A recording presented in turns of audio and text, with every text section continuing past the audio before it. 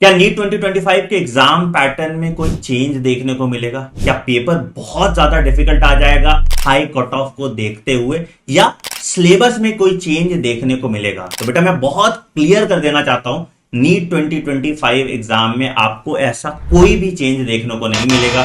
जैसे क्वेश्चंस आपने 2024 में देखे, जो सिलेबस आपने 2024 में फॉलो किया, वही सिलेबस आपको 2025 में भी फॉलो करना है। कुछ चीजों का बस आपको ध्यान रखना है। पहला कि पेपर एनसीईआरटी से ही आएगा। आपको बस एफिशिएंट प्रैक्टिस करके अपना रिवीजन इस तरीके से करना है कि एग्जाम में आपको सारे देखे हुए क्वेश्चन मिले।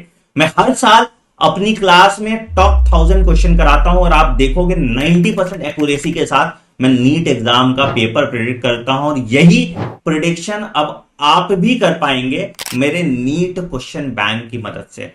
हमने लगभग 10,000 सवाल आपके लिए बनाए हैं बायोलॉजी के, लगभग 5,000 सवाल केमिस्ट्री के, और लगभग 5,000 सवाल फिजिक्स के आपके लिए बनाए गए हैं। ये सभी सवाल एक एक एनसीईआरटी लाइन से निचोड़ के बनाया गया है, और इसमें हर तरह के क्वेश्चन का ध्यान रखा गया है, चाहे वो स्टेटमेंट बेस्ड क्वेश्चन हो, चाहे वो असर्शन रीजन क्वेश्चन हो, चाहे वो मैच द फॉलोइंग हो, चाहे वो डायग्राम बेस्ड क्वेश्चन हो। हर तरह के क्वेश्चन का एक प्रॉपर ब्लेंड आपको मिलता है। इन किताबों का फॉर्मेट हमने कुछ इस तरीके से रखा है कि सबसे पहले आपको टॉपिक वाइज क्वेश्चन सॉल्व करने को मिलते हैं, और जब आप पूरा चैप्टर कंप्लीट कर लेते हो तो हम एक चैप्टर वाइज मॉक टेस्ट भी कराते हैं आपका।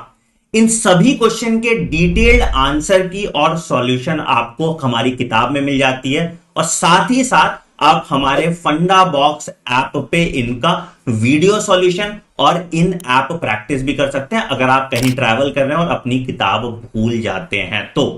इन किताबों के साथ आप अगर हमारा पीवाईक्यू और एग्जाम्पलर का कॉम्बो भी परचेज कर लेते हैं तो आपकी पूरी प्रैक्टिस की जिम्मेदारी हमारी हो जाती है। मतलब आपने चैप्टर वाइज टेस्ट दिया, आपने टॉपिक वाइज क्वेश्चन किए, आपने पीवाईक्यू किया, आपने एग्जाम्पलर किया, और इसके बाद आप नीट एग्जाम देने जाएंगे तो सारे क्वेश्चन आपको देखे हुए मिलेंगे।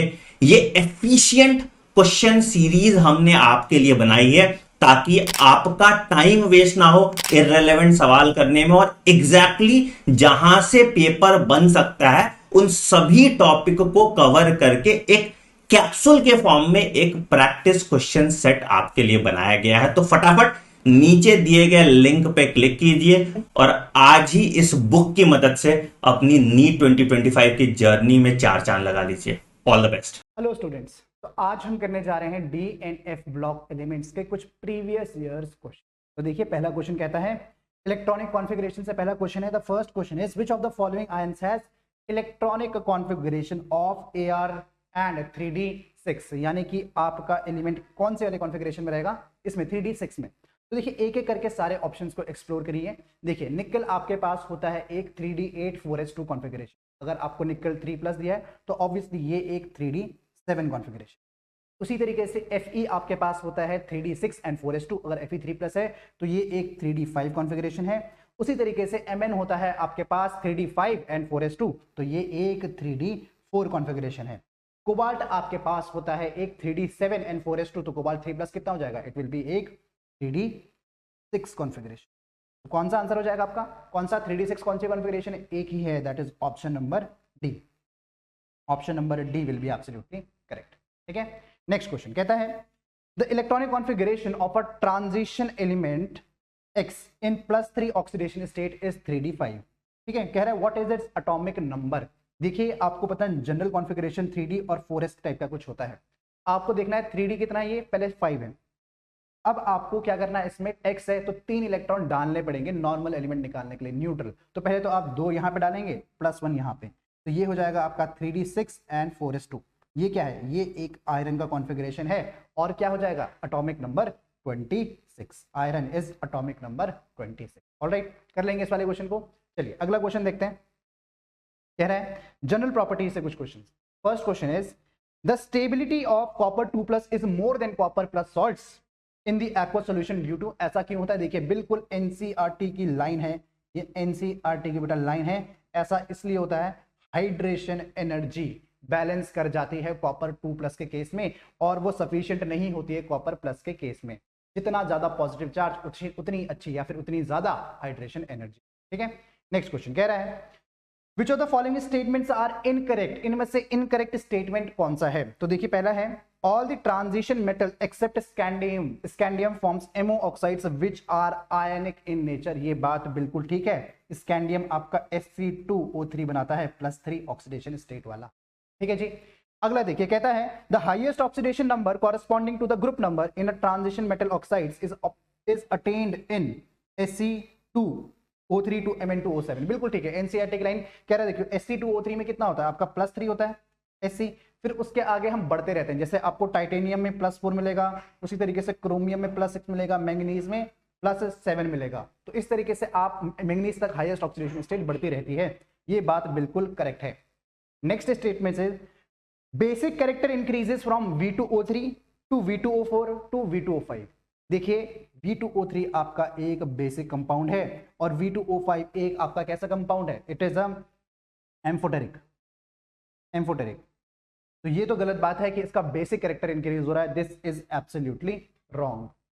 अगला statement V2O5 dissolves in acid two gives VO4 3 salts, यानी कि ये +4 ऑक्सीडेशन स्टेट से +5 तक चला जाता है, ऐसा नहीं है। ये क्या बनाता है बेटा? ये VO2 plus salts, sorry VO2 plus salts बनाता है। क्या? VO2 प्लस सॉल्ट्स बनाता है इस वाले केस में। ठीक है, नेक्स्ट देखिए, ये भी गलत हो गया। CRO is basic but Cr2O3 is amphoteric. Absolutely correct, बहुत ज्यादा इंपॉर्टेंट लाइन है, इट इज सुपर इंपॉर्टेंट कि CRO आपका एक बेसिक है और Cr2O3 एक एम्फोटेरिक है। तो गलत स्टेटमेंट बताने थे हमें, चूज द करेक्ट आंसर, आपको बताना है इनकरेक्ट स्टेटमेंट। तो कौन सा इनकरेक्ट है? आपका C इनकरेक्ट है, आपका D इनकरेक्ट है। तो C and D only, option number A is absolutely correct. अगला देखिए, कह रहा है the calculated spin only magnetic moment of Cr2+ ions is. Spin only calculated, देखिए Cr2+ आपका एक 3d4 कॉन्फ़िगरेशन है। अगर 3d4 कॉन्फ़िगरेशन है तो मैग्नेटिक मोमेंट कितना आता है? इट इज 4.9 के आसपास वो आ जाएगा। ऑप्शन नंबर A आपका करेक्ट आंसर हो जाएगा, इजी एंड सिंपल। नेक्स्ट कह रहा है आइडेंटिफाई द इनकरेक्ट स्टेटमेंट, इनमें से इनकरेक्ट कौन सा है? पहला देखिए, कह रहा है the transition metals and their compounds are known for their catalytic activity due to their ability to adopt multiple oxidation state and to form complexes. ये एब्सोल्युटली करेक्ट है। अगला देखिए, कहता है interstitial compounds are those that are formed when small atoms like hydrogen, carbon or nitrogen are trapped inside the crystal lattice of metals. Absolutely correct, यही तो interstitial की definition है। फिर देखिए the oxidation state of chromium in CrO4 2- and Cr2O7 2- are not same. CrO4 2- में +6, यहाँ पे भी +6, तो बेटा they are same, not same क्यों होगा? तो ये तो इनकरेक्ट है, ये तो इनकरेक्ट स्टेटमेंट है। Next is Cr2+ D4 is a stronger reducing agent than Fe2+ D6 in water. Yes, ये आपका बिल्कुल NCERT का एग्जाम्पल है, NCERT का एग्जाम्पल है। ये बहुत अच्छा स्टेटमेंट है कि इन वाटर कहा गया है, क्योंकि अगर यहाँ पे वाटर इन्वॉल्व होगा तो क्रिस्टल फील्ड स्प्लिटिंग होगी। क्या होगी? एक क्रिस्टल फील्ड स्प्लिटिंग होगी, यानी कि ये किस में आना चाहेगा? ये D3 में आना चाहेगा और ये D5 में आना चाहेगा। ठीक है, तो ये स्टेटमेंट बिल्कुल करेक्ट है, एक ही ऑप्शन गलत है, option number C is absolutely wrong. ठीक है, नेक्स्ट क्वेश्चन देखते हैं। अगला, next match the following aspects with the respective metal। पहला देखिए, कह रहा है the metal which reveals a maximum number of oxidation state कौन सा है? मैंगनीज, +2 से +7 तक, ये पूरा आएगा मैंगनीज। ए का हो जाएगा थर्ड। सेकंड देखिए, the metal although placed in third block is considered not as a transition element। कौन सा है भाई? ये है आपका जिंक। क्या है? ये है आपका जिंक, तो बी का हो जाएगा फोर्थ। तो आप यहीं से मैच कर सकते हैं। फिर भी सारे देख लेते हैं एक बार। तो देखिए अगला है the metal which does not exhibit variable oxidation state. देखिए इसका आंसर जिंक भी हो सकता है, इसका आंसर स्कैंडियम भी हो सकता है, बट क्योंकि हमने जिंक को ऑलरेडी एक बार मार्क कर लिया है तो हम किसको मार्क करेंगे? Will mark as scandium. तो अब तो बच ही गया आखिरी, the metal which has +1 oxidation state is aqueous solution undergoes disproportionation। ये तो आपका वेरी फेमस कॉपर की बात कर रहा है। तो मैच कर लीजिए, इजी आंसर आपका होना चाहिए बेटा ए का होना चाहिए। कौन सा? ए का थर्ड। तो देखिए ए का थर्ड कहां पे? यहां पे है, यहां पे है। फिर आता है आपका बी का फोर्थ, एक ही जगह बी का फोर्थ, ये रहा आपका बी का fourth, option number B will be correct option. ठीक है, नेक्स्ट कहता है match the metal ions in column 1 with the spin magnetic moment के साथ मैच करना है। तो देखिए फॉर्मूला क्या है, फॉर्मूला बेटा mu is equals to under the root n into n plus 2 Bohr magneton, यही फॉर्मूला है। ठीक है, आइए आगे देखते हैं। ठीक है, CO3 प्लस एक D6 कॉन्फ़िगरेशन है, इसमें नंबर ऑफ अनपेयर्ड कितने होते हैं, नंबर ऑफ अनपेयर्ड 4 होते हैं। ठीक है, फिलहाल पहले सबका लिख लेते हैं फिर मैच करवा लेंगे। Cr3 प्लस एक D3 कॉन्फ़िगरेशन है, नंबर ऑफ अनपेयर्ड 3 होते हैं।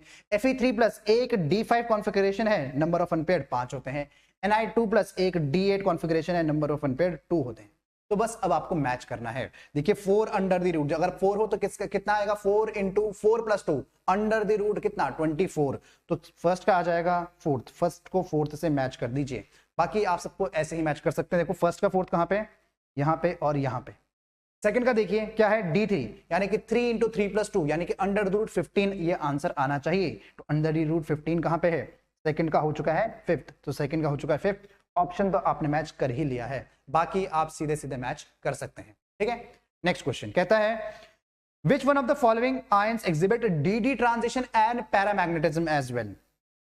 इसमें डी ट्रांजिशन भी होगा और इसमें पैरामैग्नेटिज्म भी होगा। देखिए इसके लिए आपके लिए क्या प्रेजेंट होना चाहिए, इसके लिए प्रेजेंट होना चाहिए एक अनपेयर्ड इलेक्ट्रॉन। तो जहां पे भी अनपेयर्ड इलेक्ट्रॉन दिख जाए वहां पे डी ट्रांजिशन भी होगा और एक पैरामैग्नेटिज्म भी देखने को आपको मिल जाएगा। तो पहला ये MnO4 माइनस यानी कि +7, ये एक D0 कॉन्फ़िगरेशन है। ठीक है, CrO4 2 माइनस, ये +6 में Cr, ये भी एक D0 कॉन्फ़िगरेशन है, कोई इलेक्ट्रॉन यहाँ पे प्रेजेंट ही नहीं है। Cr2O7 2 माइनस, ये +6 है Cr, यहाँ पे भी ये भी एक D0 कॉन्फ़िगरेशन है, लेकिन MnO4 2 माइनस में Mn +6 में है, ये एक D1 कॉन्फ़िगरेशन है। तो D1 कॉन्फ़िगरेशन है, तो ये जो एक इलेक्ट्रॉन है ये पैरामैग्नेटिज्म भी दिखाएगा और कलर भी दिखाएगा, यानी कि डी ट्रांजिशन भी दिखाएगा। Option number D will be correct. Next question कहता है magnetic moment 2.84 is given by. देखिए अगर मैग्नेटिक मोमेंट बेटा आपको पहली वाली वैल्यू देखनी पड़ती है, बस पॉइंट से पहला देख लो, 2 दे रखा है, तो इसका मतलब इसमें अनपेयर्ड इलेक्ट्रॉन कितने हैं, इसमें अनपेयर्ड इलेक्ट्रॉन 2 है, बात खत्म, इतनी सी बात खत्म। बस अब आपको देखना है कि इसमें 2 अनपेयर्ड इलेक्ट्रॉन है। देखिए सबसे पहले Ni2 प्लस की बात करूं, ये एक 3D8 कॉन्फ़िगरेशन है। कैसी है 3D8, कैसे बनाते हैं 3D8, 1 2 3 4 5 6 7 8, तो कितने 2 अनपेयर्ड, यही तो चाहिए था, पहला ही ऑप्शन मैच कर गया। कौन सा answer, option number A will be absolutely correct option. ठीक है, नेक्स्ट कह रहा है which of the following statements about the interstitial compounds is incorrect। कौन सा स्टेटमेंट इनकरेक्ट है। कभी भी आपको करेक्ट इनकरेक्ट पूछा हो तो हमेशा अंडरलाइन कीजिए, आपके लिए बहुत बेनिफिशियल रहेगा। ठीक है, पहला है they are metallic, they retain metallic conductivity, उनकी मेटालिक कंडक्टिविटी रिटेन रहती है, बिल्कुल सही बात है, एनसीईआरटी की line. They are chemically reactive, नहीं भाई दे बिल्कुल गलत बात है, they are chemically actually inert, ये केमिकली इनर्ट होते हैं। ठीक है, next they are much harder than pure metal, बिल्कुल सही बात है, सही। किसी केस में तो जैसे बोराइड्स की क्या हो जाती है, मेटालिक हार्डनेस कहां तक रीच कर जाती है, डायमंड के बराबर हो जाती है। देखिए they have higher melting point than the pure metals, absolutely correct. ठीक है, तो कौन सा ऑप्शन हो जाएगा, option number B will be correct option. ठीक है, अगला क्वेश्चन कह रहा है the d electron configuration of these elements आपको दे रखा है respectively, which one of the following will exhibit minimum paramagnetic behaviour. इसमें मिनिमम पैरामैग्नेटिक बिहेवियर दिया रहेगा, आपको ऊपर की जरूरत नहीं थी, सिर्फ ऑप्शन देते हैं, हम वैसे ही बता देते हैं। ठीक है, Fe2 प्लस एक D6 कॉन्फ़िगरेशन है, इसमें नंबर ऑफ अनपेयर्ड इलेक्ट्रॉन कितने आ जाएंगे, इसमें नंबर ऑफ अनपेयर्ड इलेक्ट्रॉन आएंगे 4।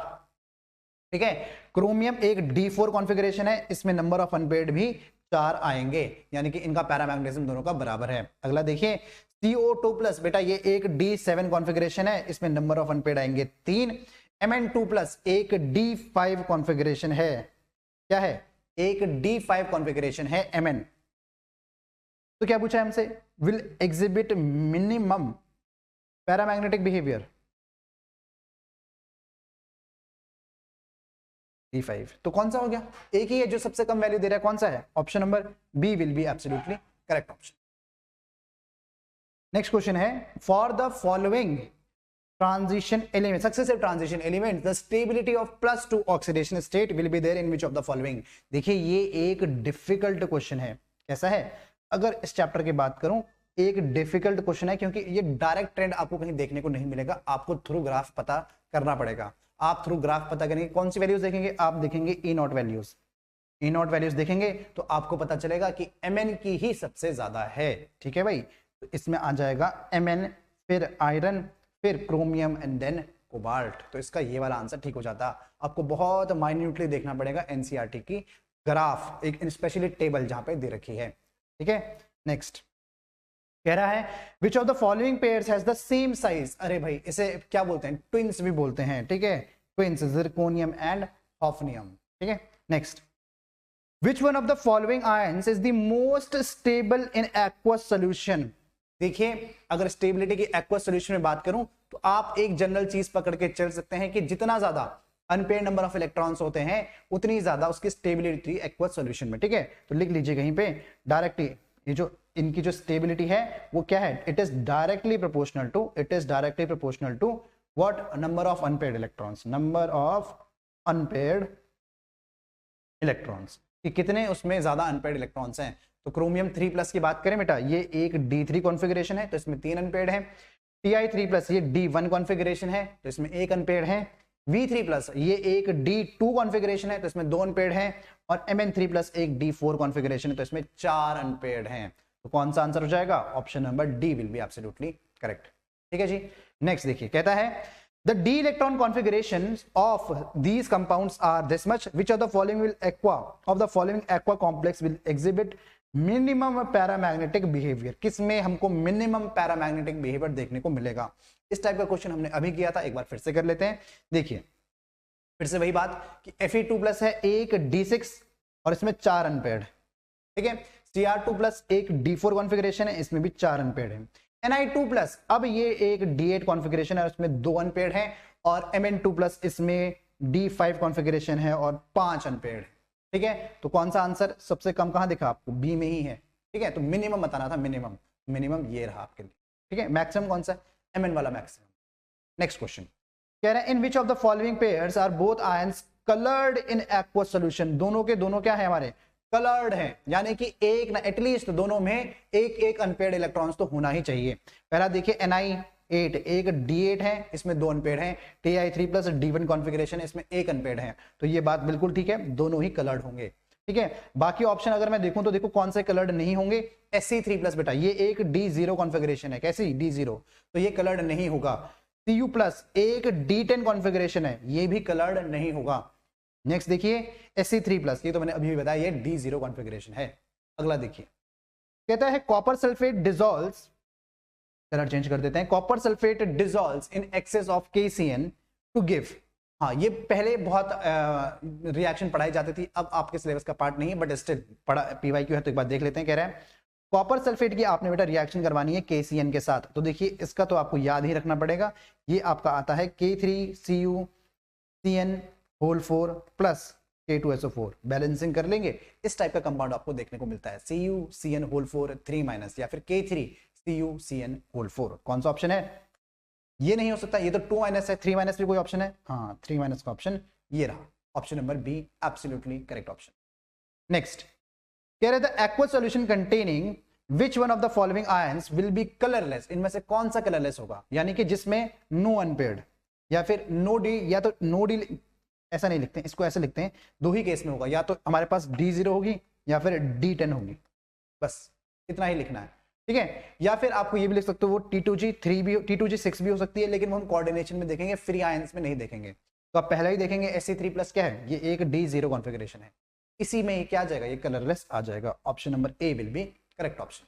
ठीक है, अगला क्वेश्चन कहता है 4 successive members of the first or transition elements are listed below with their atomic numbers. Which one of them is expected to have highest third ionization enthalpy? किसकी होगी भाई third ionization highest उसकी होगी जिसका metal 2+ क्या होगा, stable होगा, उसकी थर्ड आयनाइजेशन एनर्जी बहुत स्टेबल होगी, क्योंकि हम उसके मेटल 2+ से एक इलेक्ट्रॉन और बाहर निकाल रहे हैं, या फिर आप बोल दो माइनस इलेक्ट्रॉन कर रहे हैं, तो वो M3+ बन रहा है। तो ये आयनाइजेशन एनर्जी हाई कब होगी, जब M2+ बहुत स्टेबल है। यानी कि स्टेबल किस कंडीशन में होता है वो, या तो हाफ फिल्ड या तो फुल फिल्ड में। देखिए वेनेडियम 2+ एक D3 कॉन्फ़िगरेशन है, क्रोमियम 2+ एक D4 कॉन्फ़िगरेशन है, आयरन Fe2+ एक कैसी D6 कॉन्फ़िगरेशन है, और मैंगनीज Mn2+ एक D5 5 कॉन्फ़िगरेशन है। तो कौन सी स्टेबल है भाई? ऑब्वियसली मैंगनीज वाली ज्यादा स्टेबल है। Option number D will be correct option. ठीक है जी, नेक्स्ट देखते हैं। कह रहा है among the following series of transition metal ions the one in which all metal ions have 3d2 electronic configuration, किसके पास 3d2 कॉन्फ़िगरेशन है? पहले देखिए Ti3+, ये तो D1 है, इसको तो मत देखिए। नेक्स्ट Ti+, ये तो D2 है, बिल्कुल सही बात। V4+, ये होता है आपका D3, ये होता है आपका D3, और ये 2+ है, तो इट विल बी D1, तो ये भी आपको नहीं देखना है। नेक्स्ट देखिए Ti4+, ये तो 0 है, D0, तो आपने बाय एलिमिनेशन ही सॉल्व कर दिया। बाकी देखिए क्या है आपके पास, देखिए टाइटेनियम 2+, ये होता है 3d2 4s2, तो ऑब्वियसली ये तो D2 है ही, मैं सिर्फ टिक मार रहा हूं। V3+, ये होता है 3d3 4s2, तो 3 इलेक्ट्रॉन गए, तो क्या बचा 3d2। क्रोमियम 4+, क्या होता है 3d4 4s2 या फिर 3d5 4s1, तो दो इलेक्ट्रॉन गए, सॉरी 4 इलेक्ट्रॉन गए, क्या बचा 4 गए, तो 3d2, बिल्कुल ठीक है। Mn5+, क्या होता है 3d5 4s2, तो 5 इलेक्ट्रॉन लेके जाओ, 2 वहां से 3 यहां से, 3d2, बिल्कुल करेक्ट। सारे के सारे ऑप्शन इसमें ठीक है। Option number D will be absolutely correct option.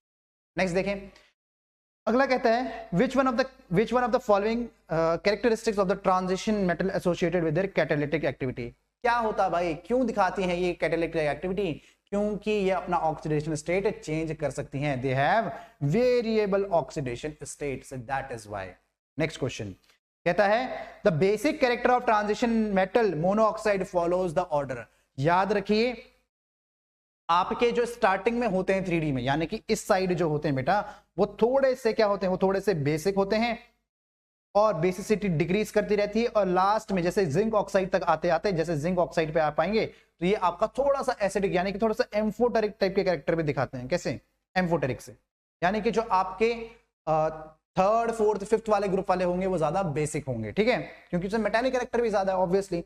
तो कहाँ है टाइटेनियम? पहले 2 ऑप्शन में टाइटेनियम है, फिर उसके बाद क्या आयरन आ गया? क्या नहीं, आयरन नहीं आएगा, क्या आएगा? वेनेडियम आएगा। टाइटेनियम के बाद वेनेडियम, फिर क्रोमियम, देन आयरन, बिल्कुल correct, option number B. Alright, next question कहता है CuSO4 when reacts with KCN forms a CuCN which is insoluble in water। बिल्कुल करेक्ट, कह रहा है it is soluble in excess KCN due to the formation of the complex। ये question हमने अभी अभी किया था, 2 क्वेश्चन पहले किया। ये देखो यहाँ पे क्या है, कहाँ गया, हाँ ये किया है, देखो ये रहा वो क्वेश्चन जो हमने अभी अभी इसके अटेम्प्ट किया था, ठीक है। तो इसका आंसर ही सीधा सीधा लिख देता हूं मैं आपके लिए, क्या होगा? It will be K3CuCN4। Next question कहता है in the following transition metals the maximum number of oxidation states are exhibited by, it is exhibited by manganese, Mn। बिल्कुल एनसीईआरटी की लाइन 2-3 बार अभी अभी रिपीट हो चुका है, ठीक है। चलिए नेक्स्ट कह रहा है which of the following forms a colourless solution in aqueous medium. कौन सा कलरलेस सॉल्यूशन बनाएगा जो कि D0 या फिर D10 होगा? नजर आया क्या? D0 आ गया होगा, एक ही बार में आ गया होगा, क्या Sc3+ क्या है? एक D0 कॉन्फ़िगरेशन है, option number D. Sorry, next कह रहा है which of the following has more unpaired D electron. सबसे ज्यादा अनपेयर्ड डी इलेक्ट्रॉन किसके पास होंगे भाई? इसके पास देखो जिंक प्लस का कोई मतलब है नहीं बेटा, जिंक 2+ ही बनाता है, वैसे तो कंपाउंड ही गलत है। मान लेते हैं जिंक प्लस भी है, तो क्या हो जाएगा? ये 3d10 4s1 हो जाएगा, कोई मतलब है नहीं, जिंक 2+ बनाता है वैसे तो, ठीक है। N3+, इसमें तो मुझे जाना ही नहीं है, इसके पास क्या है? ये एक क्या है, 7 इलेक्ट्रॉन इसमें होते हैं, वो 3 भी ये क्या कर चुका है? गंवा चुका है। तो कितने हो गए भाई? 3+ 4 इलेक्ट्रॉन, तो 1s2 2s2, क्या ही देखूं मैं इसमें। Fe2+, क्या है ये? Fe2+ एक 3d6 कॉन्फ़िगरेशन है, इसमें 4 अनपेयर्ड होते हैं, ठीक है। नेक्स्ट कॉपर प्लस एक D10 कॉन्फ़िगरेशन, तो कोई मतलब ही नहीं बनता किसी जगह, ऑप्शन नंबर बी ही हमारा करेक्ट ऑप्शन, ठीक है। नेक्स्ट क्वेश्चन कहता है which one of the following ionic species will impart colour to an aqueous solution, यानी कि जिसपे अनपेयर्ड इलेक्ट्रॉन होंगे। ये देखिए Ti4+ एक D0 है, ये D10 है, Cu+ एक D10 कॉन्फ़िगरेशन है, Cr3+ कैसी कॉन्फ़िगरेशन है? ये एक D3 कॉन्फ़िगरेशन है। कौन सा ऑप्शन? ऑप्शन नंबर डी, बिल्कुल करेक्ट ऑप्शन, बिल्कुल करेक्ट। देखिए आपको मैं एक चीज फिर से बता दूं, अगर आपको इलेक्ट्रॉनिक कॉन्फ़िगरेशंस आती हैं आप एक्सेल कर जाएंगे, पूरा कोऑर्डिनेशन में भी और डीएनए ब्लॉक में भी। अगला क्वेश्चन कहता है which of the following does not represent the correct order of properties indicated. कौन सा गलत? डज नॉट यानी कि फॉल्स स्टेटमेंट बताना है। पहला देखिए साइज, निकल का साइज सबसे बड़ा, अरे फिर क्रोमियम का, अरे बाप रे बाप, साइज का ऑर्डर तो बेटा ये है, ये है आपका साइज का ऑर्डर, पहले डिक्रीज करता है फिर हल्का सा इंक्रीज करता है। निकल का तो बेटा बिल्कुल बॉटम पे आता है, निकल का तो सबसे छोटा साइज है, इन्होंने क्या कर दिया सबसे बड़ा। यही आपका गलत स्टेटमेंट है, पहला ही स्टेटमेंट गलत स्टेटमेंट।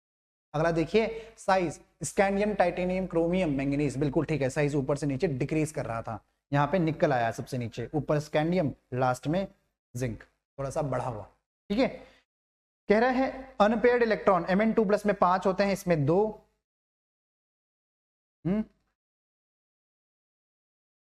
अनपेयर्ड इलेक्ट्रॉन्स, देखिए इसमें 5 है, इसमें 2। CO2+ एक कैसी कॉन्फ़िगरेशन है, 3D7 कॉन्फ़िगरेशन है, इसमें 3 और Fe2+ इसमें 4। बेटा ये भी गलत ही है,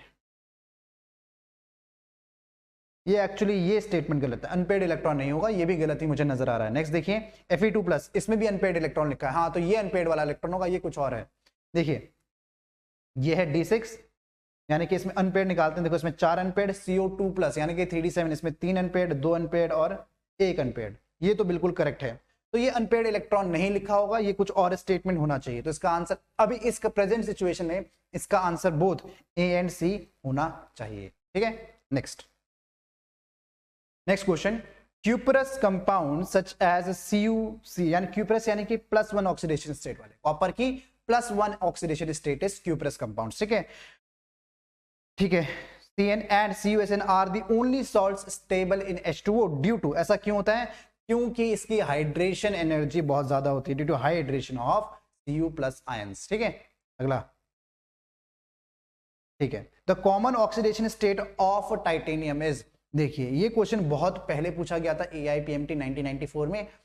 अब इस प्रॉब्लम इसमें दिक्कत ये है कि अकॉर्डिंग टू आर NCERT इसमें तीनों स्टेट दे रखी हैं, +4, +2 और +3, तीनों टाइटेनियम की होती हैं नो डाउट, लेकिन अगर स्टेबल की बात करूं तो स्टेबल सिर्फ +4 और +3 ही होती है। तो इसका आंसर जो उस टाइम पे नीट ने दिया, NMC वालों ने, मेडिकल वालों ने दिया था, क्या था वो, +3 और +4 था। ठीक है, लेकिन इसकी दो ये भी मिलती है भाई, +2 भी मिलती है, और सबसे मोस्ट कॉमन है, जो मोस्ट स्टेबल है वो है +4 टाइटेनियम की। ठीक है, नेक्स्ट कह रहा है the electronic configuration of Cu2 is 3D9 whereas that of Cu1 is 3D10, which of the following is correct। देखिए भाई, अगर मैं सिर्फ आपको कॉन्फ़िगरेशन के बेसिस पे लेके चलूं, कह रहा है कि Cu2+ इज मोर स्टेबल, देखिए ये एक्चुअली ज्यादा स्टेबल है, क्योंकि ये सिर्फ कॉन्फ़िगरेशन से काम नहीं चलेगा। भले आपको यहाँ पे 3D9 नजर आएगा, ये आपको क्या नजर आएगा, 3D10 नजर आएगा, लेकिन अगर मैं बोलूं कि ये आयन मैं एक एक्वस मीडिया में लूं, किसमें, एक एक्वस मीडिया में लूं, तो ऑब्वियसली Cu+ जो होगा किसमें कर जाए डिसोशिएट, Cu2+ में और Cu में डिसोशिएट, यानी Cu+ भले ही एक 3D10 कॉन्फ़िगरेशन है, लेकिन उसकी हाइड्रेशन एनर्जी बैलेंस नहीं कर पाती है, तो वो क्या हो जाता है, डिसोशिएट हो जाता है, इनफैक्ट डिस्प्रोपोर्शनेशन रिएक्शन शो करता है, किसमें, 3D2 में और सॉरी कॉपर 2+ में और कॉपर 0 में। ठीक है, तो कॉपर 2 हमारा ज्यादा स्टेबल होता है इन स्पाइट ऑफ 3D9। ठीक है, नेक्स्ट क्वेश्चन कहता है metallic radii of transition elements are given below. ठीक है, which of this elements will have highest density, तो आप दे ना दे हमें उससे मतलब नहीं, हमें पता है कि लेफ्ट टू राइट हमारी क्या होती है, डेंसिटी इंक्रीजेस, डेंसिटी इंक्रीज होती है, और कॉपर तक, सिर्फ कॉपर तक, उसके बाद जिंक की डेंसिटी कम हो जाती है। ठीक है, तो कॉपर की सबसे ज्यादा density, option number D will be correct option. अगला देखिए कह रहा है generally transition elements form colored salts due to the presence of unpaired electrons, which of the following compounds will be colored in a solid state। तो पहला है आपके पास Ag+, बेटा एक D10 कॉन्फ़िगरेशन है, कोई मतलब नहीं, Zn2+ एक D10 कॉन्फ़िगरेशन है, कोई मतलब नहीं, Cu2+ एक D9 कॉन्फ़िगरेशन है, मतलब है यहाँ पे Cu+, यह Cu+ एक D10 कॉन्फ़िगरेशन, कोई मतलब नहीं, एक ही ऑप्शन, ऑप्शन नंबर बी। ठीक है, नेक्स्ट कहता है the magnetic nature of elements depend on the presence of unpaired electrons. ठीक है, identify the configuration of transition elements which shows highest magnetic moment. कहां पे हमें हाईएस्ट मैग्नेटिक मोमेंट मिलेगा, जहां पे हमें n की वैल्यू मैक्सिमम मिलेगी, यानी कि n की मैक्सिमम वैल्यू कितनी पॉसिबल है, वो है 5, यानी कि 3D5 configuration will be my correct answer. ठीक है, अगला देखते हैं, कहते हैं which of the following are amphoteric oxide, कौन सा है भाई, क्या आपका V2 पहला ही option, V2O5 and Cr2O3 middle ये क्या है, आपको सीधा सीधा ये तो अब आपको याद रखना पड़ेगा कि V2O5 Cr2O3 क्या होते हैं, आपके एम्फोटेरिक ऑक्साइड्स होते हैं। इसके साथ आप जिंक ऑक्साइड को भी याद कर सकते हैं। क्या, जिंक ऑक्साइड को। Mn2O7 तो एसिडिक होता है भाई नेचर में, CrO3 क्या होता है, बेसिक होता है नेचर में, V2O4 भी बेसिक होता है नेचर में, CrO तो मैंने बता ही दिया क्या है, बेसिक इन नेचर।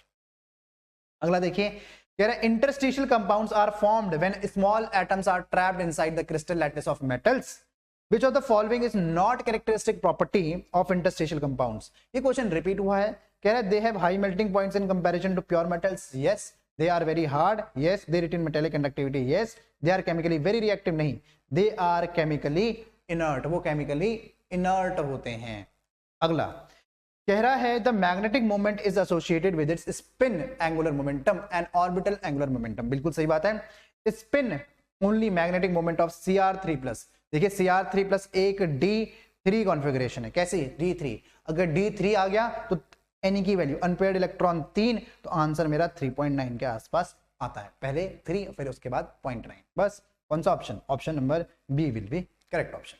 ठीक है, next, Which of the following statement is not correct, इनमें से कौन सा इनकरेक्ट स्टेटमेंट है। पहला देखिए, copper liberates hydrogen from acids, नहीं भाई, कॉपर नॉर्मल एसिड जैसे कि HCl से हाइड्रोजन लिबरेट नहीं कर पाता है, उसको क्या चाहिए, उसको कंसंट्रेटेड H2SO4 या फिर कंसंट्रेटेड HNO3 चाहिए, क्या, हाइड्रोजन गैस लिबरेट करवाने के लिए। ठीक है, नेक्स्ट, अब तो आगे क्या ही देखना है, फिर भी एक बार पढ़ लेते हैं। In its higher oxidation state manganese forms stable compounds with oxygen and fluorine, बिल्कुल ठीक, इसकी बात कर रहा है, MnF4 की बात कर रहा है और Mn2O7 की बात कर रहा है। कह रहा है Mn3+ and CO3+ are oxidising agents in aqueous solution, absolutely correct. एक किस में जाना चाहते हैं, अपनी स्टेबल कॉन्फ़िगरेशन में जाना चाहेंगे। Ti2+ and Cr2+ are reducing agents in aqueous solution, are reducing agents, oxidise होना चाहेंगे, हाँ, क्योंकि Ti3+ में जाना चाहेगा, ठीक है, और Cr2+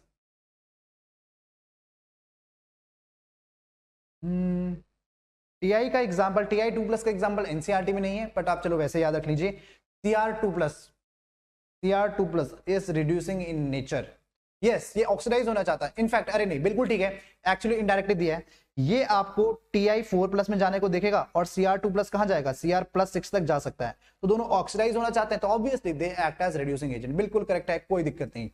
अगला देखिए, कह रहा है highest oxidation state of manganese in fluoride is MnF4 is +4, ठीक है, but highest oxidation state in +7 होती है किसमें, Mn2O7। ऐसा क्यों होता है, अरे भाई डबल बॉन्ड कैरेक्टर है, डबल बॉन्ड मतलब मल्टीपल बॉन्ड्स हैं ऑक्सीजन के साथ, क्या है, ऑक्सीजन के साथ मल्टीपल बॉन्ड्स हैं, एक बॉन्ड का मतलब एक प्लस चढ़ रहा है, दो बॉन्ड का मतलब 2 प्लस चढ़ रहे हैं, तो जिस तरीके से 4F आपने चढ़ाए तो ये +4 तक गया, लेकिन यहां पे ऐसा नहीं है, 3 डबल बॉन्ड यानी कि +6 और एक ऑक्सीजन के साथ सिंगल बॉन्ड, तो +7।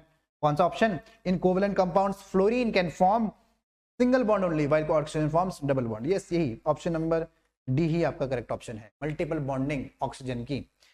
सम important compounds of transition elements, देखिए इसके कुछ क्वेश्चंस, कहता है when a neutral or faintly alkaline KMnO4 is treated with potassium iodide, Ki के साथ करा तो आयोडीन किसमें, क्या, आयोडाइडाइन, I- किसमें कन्वर्ट हुआ, याद रखना, अगर मीडियम एल्कलाइन है, अगर मीडियम एल्कलाइन है तो ये आयोडेट IO3- में होता है, लेकिन अगर मीडियम क्या है हमारा एसिडिक, अगर मीडियम एसिडिक है तो ये आयोडीन गैस I2 में कन्वर्ट होता है, तो यहाँ पे एल्कलाइन दे रखा है तो आंसर विल बी IO3-। ठीक है जी, अगला देखिए, कहता है the manganate and permanganate ions are tetrahedral due to, ऐसा क्यों है, कह रहा है there is no pi bonding, ऐसा नहीं है भाई, पाई बॉन्डिंग होती है परमैंगनेट में।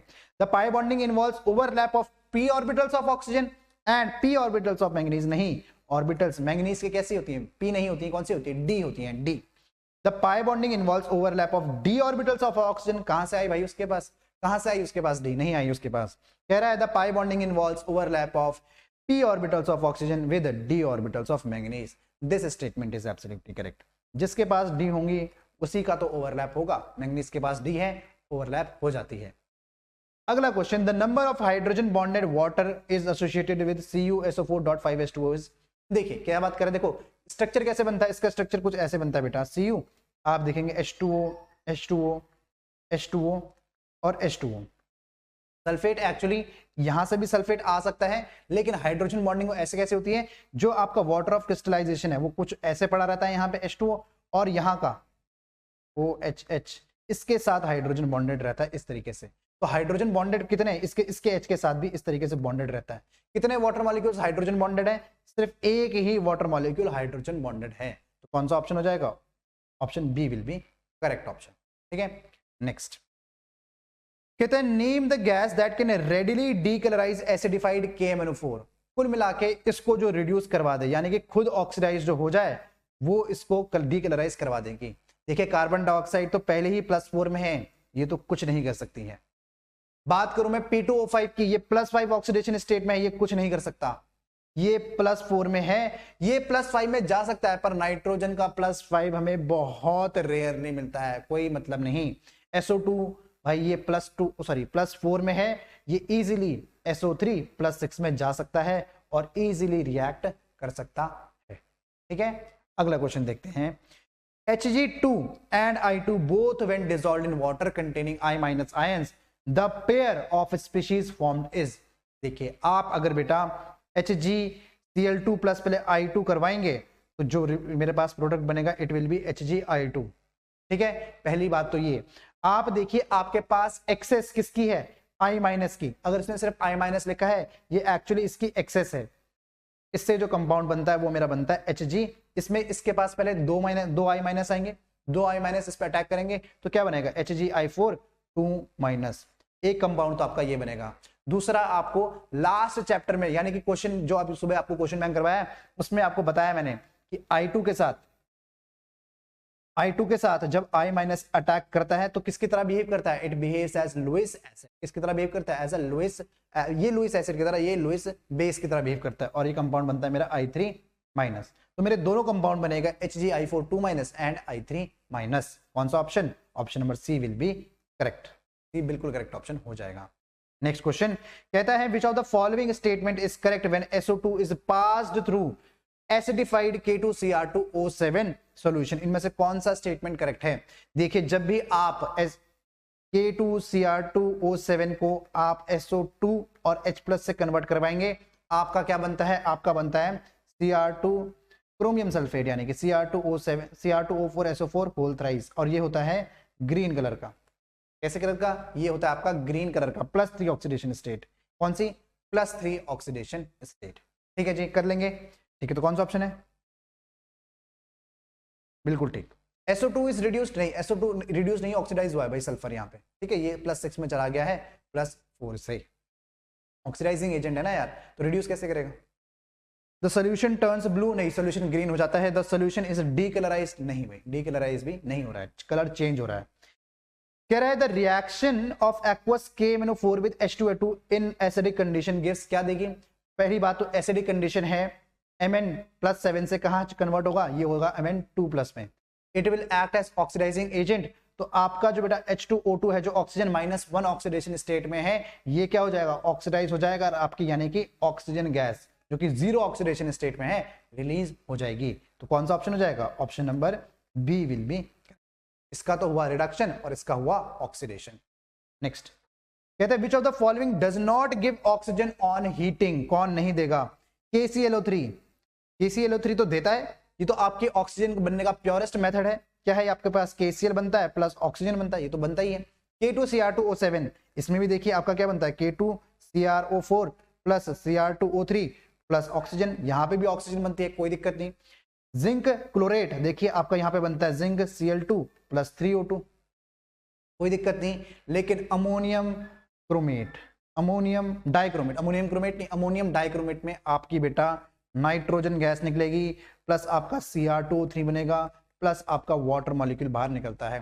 तो इसमें एक्चुअली नाइट्रोजन गैस निकलती है, ना कि ऑक्सीजन गैस। तो option will be option number D. Option number D आपका बिल्कुल करेक्ट ऑप्शन हो जाएगा। ठीक है, नेक्स्ट देखते हैं। Acidified K2Cr2O7 solution turns green when Na2SO3 is added to it. This is due to the formation of, अभी बताया आपको, अभी बताया जस्ट, ये देखिए अभी कहां गया, अभी बताया just Cr2SO4 whole thrice, Cr2SO4 whole thrice, chromium sulphate. अगला देखिए K2Cr2O7 ऑन हीटिंग और एक्वस NaOH गिव्स। देखिए ये तो आपको याद होना चाहिए, बिल्कुल इसको मेमोरी में फीड कर लीजिए। बहुत इंपॉर्टेंट है कि आप CrO4 2- के साथ जब H+ डालते हैं इसमें तो आपको Cr2O7 2- मिलता है, यानी क्रोमेट से डाइक्रोमेट एक एसिडिक मीडियम में मिलता है और डाइक्रोमेट से क्रोमेट एक बेसिक मीडियम में मिलता है। तो कौन सा ऑप्शन हो जाएगा? On heating with aqueous NaOH आपने बेसिक मीडियम प्रोवाइड किया इसको, तो आपको क्या मिलेगा? एक क्रोमेट मिलेगा CrO4 2-। Option number A will be correct. ठीक है जी, नेक्स्ट देखते हैं। By passing H2S gas in acidified KMnO4 solution हमें क्या मिलता है? देखिए ऑब्वियसली अगर H2S गैस है तो S2- ऑक्सीडेशन स्टेट में है और मैंगनीज इसको ऑक्सीडाइज करेगा तो इट विल बी S0। तो कौन सा option? Option number A will be correct option. ठीक है, next. On addition of a small amount of KMnO4 to concentrated H2SO4, a green oily compound is obtained which is highly explosive in nature. Identify the compound from the following. देखिए जब आप KMnO4 में acid डालेंगे H+, आपको एक green colour का compound मिलता है, वो एक्सप्लोसिव होता है। ओके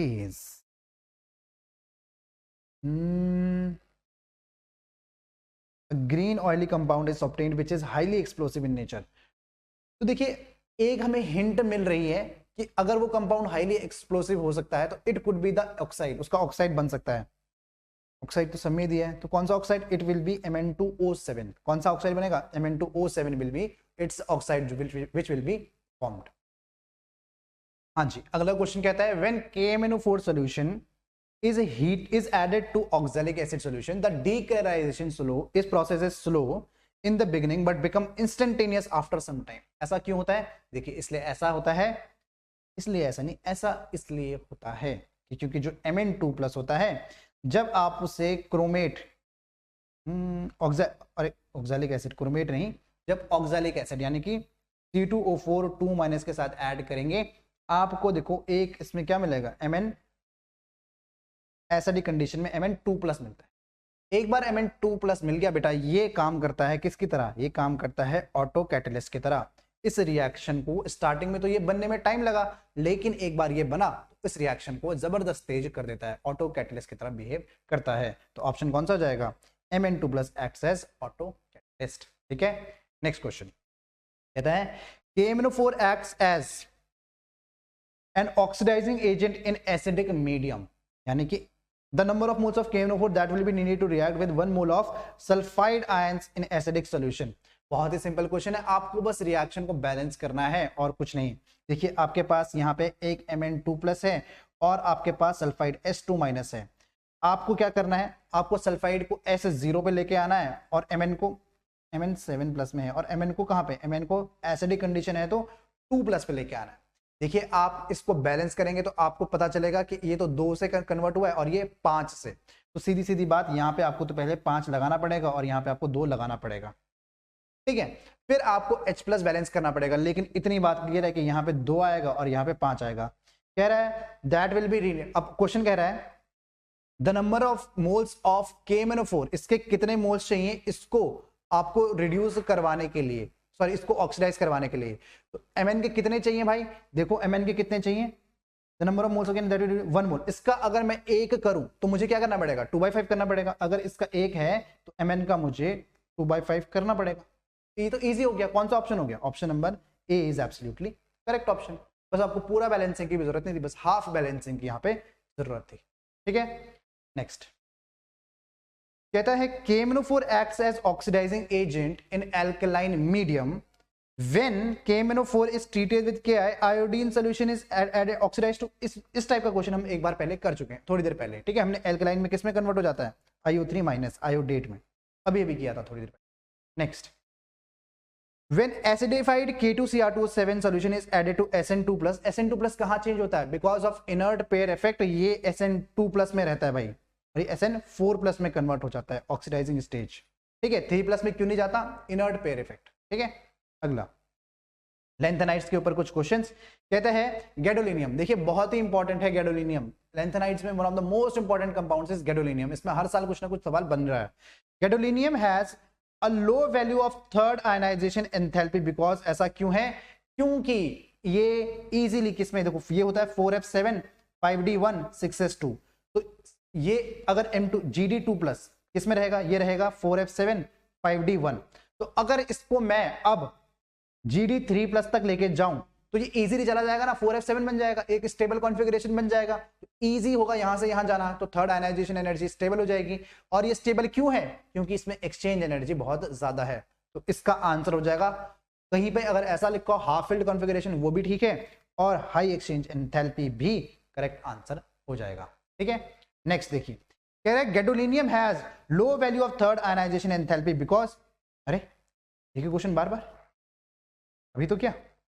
नेक्स्ट कह रहा है zirconium and hafnium have similar atomic and ionic radii because of what? It is because of a lanthanide contraction। कितनी बार पढ़ रखा है आपने वाला सवाल, ये lanthanide contraction की वजह से होता है।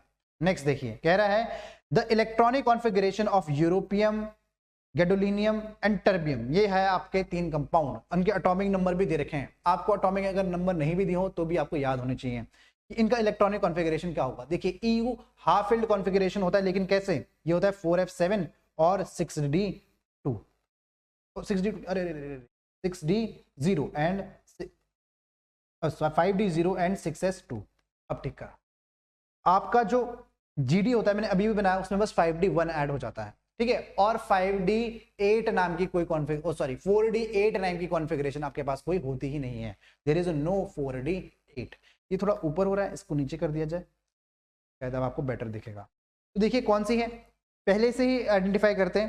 पहले लिखा है 4f6 नहीं, 4f6 नहीं, 4f7 6s2, 4f7 6s2, ठीक है। दूसरे का देखिए 4f8 नहीं, 4f7 5d1, बिल्कुल ठीक। ऑप्शन नंबर सी तो हमारा वैसे ही ठीक हो चुका है, 8 हमारे पास होता नहीं है, तो सीधा क्या आ जाएगा? 4f9 आ जाएगा, बिल्कुल करेक्ट है।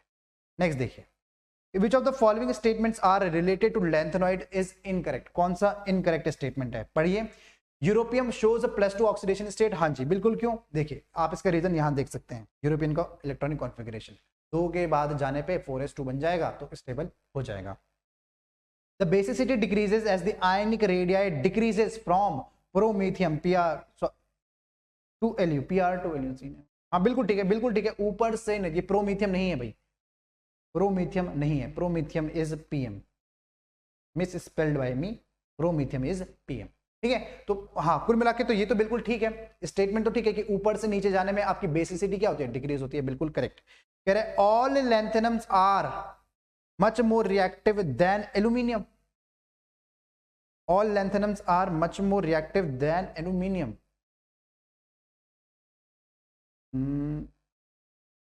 एक बार फोर्थ ऑप्शन देखते हैं, cerium fourth solution is widely used as oxidising agent in volumetric analysis. ये स्टेटमेंट तो बिल्कुल करेक्ट है। इसको आप कैसे यूज करते हो? एज एन ऑक्सीडाइजिंग, क्योंकि इसका +4 स्टेबल होता है।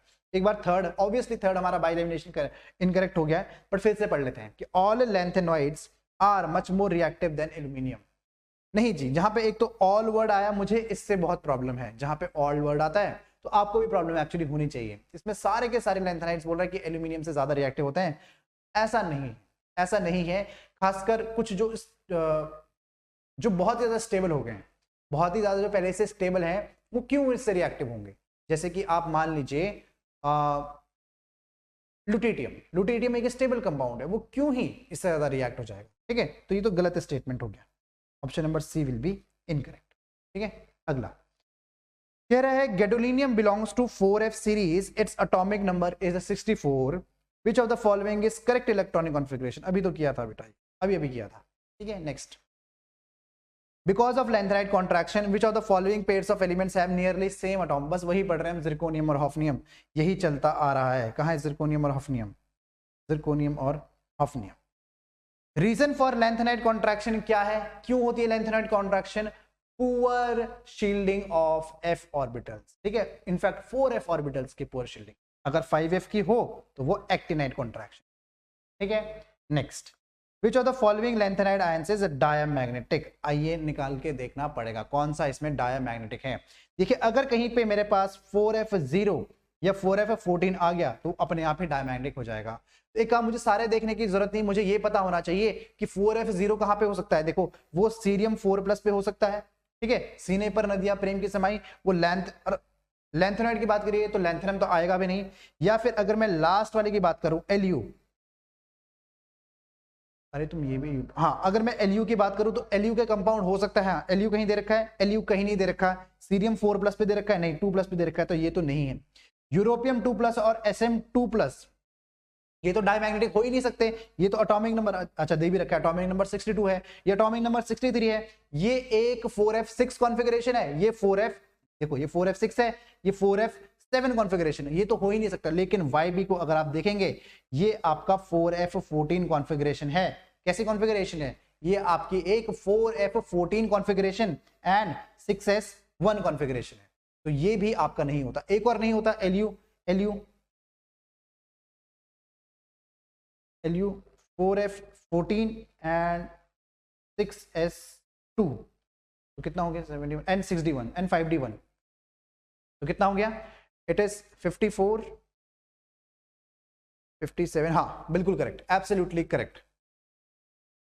तो 2 कर दीजिए, अब ठीक है, अब इट इज एब्सोल्युटली करेक्ट, ठीक है। तो यानी कि YB2+ क्या हो जाएगा, 4F14 कॉन्फ़िगरेशन हो जाएगा, और क्या हो जाएगी ये हो जाएगा हमारा डायमैग्नेटिक इन नेचर, ठीक है। नेक्स्ट क्वेश्चन कहता है which of the following ions will exhibit colour in aqua solution. अरे भाई ये यहां कैसे आ गया? लैंथेनम 3+ एक जिनॉन की कॉन्फ़िगरेशन है, Ti3+ एक D1 कॉन्फ़िगरेशन है, Sa3+ D0 कॉन्फ़िगरेशन है, Lu3+ कैसी है? ये 4F14 कॉन्फ़िगरेशन है। इनमें से एक ही ऑप्शन है, कौन सा? D1 वाला, जो कि कलर्ड हो जाएगा, ठीक है। तो ये बिना एक्टिनाइड्स के भी बिना लैंथेनाइड्स के भी हो सकता था। नेक्स्ट है identify the incorrect statement among the following. First is there is a decrease in the radii of the atom science as one proceed from lanthanum to lutetium. ये बिल्कुल सही बात है, रेगुलर डिक्रीज हमें देखने को मिलता है। कहता है lanthanide contraction is the accumulation of successive shrinkages. Absolutely यही तो लैंथेनाइड कॉन्ट्रैक्शन है कि सक्सेसिव, यानी कि ऊपर से नीचे में सबसे श्रिंकेज हो रही है क्या? Atomic radii. As a result of lanthanide contraction, the properties of 4D series of the transition elements have no similarities with no similarities। ऐसी कोई सिमिलैरिटी नहीं है क्या दोनों में? गलत बात है भाई, सिमिलैरिटी है दोनों में। एक तो लैंथेनाइड कॉन्ट्रैक्शन और एक्टिनाइड कॉन्ट्रैक्शन, पुअर शील्डिंग ही एक सिमिलैरिटी है। कह रहा है shielding power of 4 electrons is quite weak. ये 4F की बात कर रहा होगा, 4 नहीं 4F की बात कर रहा होगा। Shielding power of 4F is quite weak, ये बात बिल्कुल ठीक है, वीक उनकी शील्डिंग होती है। सी आपका इनकरेक्ट ऑप्शन है, ठीक है। अगला क्वेश्चन कहता है लैंथेनाइड्स क्या होते हैं? These are 14 elements in the 6th period at atomic number 90 to 10। 90 पे कैसे आ गया एटॉमिक नंबर? कह रहा है these are elements in the 7th period. 7th period कैसे हुआ भाई? इनकरेक्ट। नेक्स्ट है 14 elements in the 6th period, बिल्कुल एटॉमिक नंबर 58 से 71 that are filling 4F subshell. Absolutely correct option, ये बिल्कुल करेक्ट है, बिल्कुल करेक्ट है। Next 14 elements in the 7th period, atomic number, हाँ 7th पीरियड नहीं, गलत बात, 7th पीरियड नहीं है। अगला question the correct order of ionic radii of these compounds. इनका क्या आयनिक रेडियाई होना चाहिए? तो सबसे बड़ा, सबसे ऊपर जो होता है वो सबसे बड़ा होता है, यानी कि लैंथेनम सबसे बड़ा होगा। तो आपको लैंथेनम सिर्फ एक ही जगह बड़ा नजर आया, वो कहाँ है? यहाँ पे। फिर यूरोपियम, लुटियम, उसके बाद क्या आ जाएगा? नीचे वाला yttrium. Option number D absolutely clear. General electronic configuration of lanthanides क्या होती है भाई? ऑब्वियसली देख लो भाई, आपके पास F1 to 14 तो होना ही चाहिए। यहां देखो F क्या लिखा है, 10 to 14, F0 to 14, यहाँ F है, अच्छा यहाँ पे F है, लेकिन क्या लिखा है N-2D, ये गलत, पहला ही option correct. N-2 F1 to 14, N-1 S2 P6 D0 to 1 and NS2, correct, absolutely correct. Next Which of the following statement is not correct? इनमें से कौन सा गलत स्टेटमेंट है? False. LaOH3 is less basic than Li। अरे भाई, अरे भाई, ये एक्चुअली LiOH3 नहीं बोलना चाहता, ये LuOH3 बोलना चाहता है। Li तो नहीं होगा, Lu होगा, ठीक है। तो यही इसका गलत ऑप्शन हो जाएगा, पहला वाला। बाकी देखिए, क्योंकि लैंथेनाइड्स की बात करी, it is very obvious that should be Lu। In lanthanide series, ionic radius of Ln3+ ion decreases, absolutely decreases.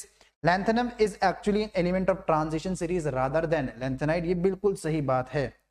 कह रहा है atomic radius of zirconium and hafnium are same because of lanthanide contraction, बिल्कुल correct बात है। Next question, the lanthanide contraction is responsible for, बस बेटा zirconium और hafnium ने तो हमें परेशान करके रखा।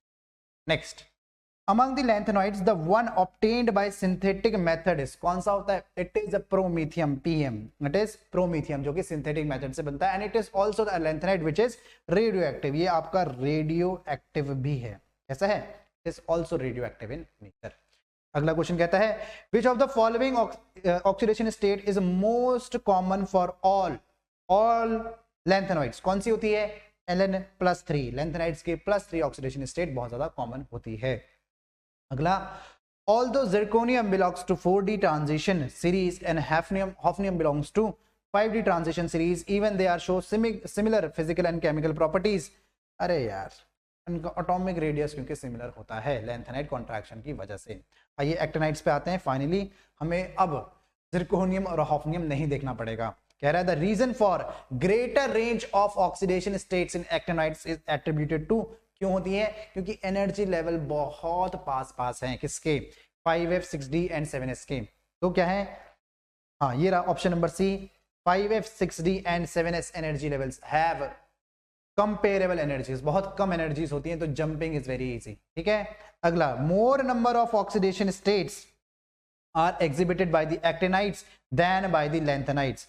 अभी तो बताया इसका रीजन क्या है? मोर एनर्जी डिफरेंस नहीं, lesser energy difference between 5f 6d than that between 4f and 5d। हाँ बिल्कुल यही तो है इसका रीजन। ठीक है, next, which one of the following element shows maximum number of different oxidation states in its compound? देखिए यूरोपियम, गैडोलिनियम और लैंथेनम, ये तो बेटा लैंथेनाइड्स हैं, ये तो +3 ही देते हैं। फिर आया आपने अमेरिशियम नाम से एक कंपाउंड जो कि आपकी वेरियस ऑक्सीडेशन स्टेट शो कर सकता है।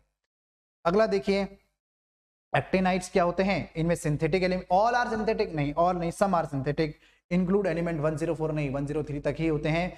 Have only short related isotopes नहीं भाई, लॉन्ग रिलेटेड भी होते हैं। हैव वेरिएबल वैलेंसी, ये बात तो ठीक है, इनके पास वेरिएबल वैलेंसीज होती है। अगला क्वेश्चन कहता है there are 14 elements in the actinoid series, yes, which of the following element does not belong to this series, कौन सा इसमें बिलोंग नहीं करता?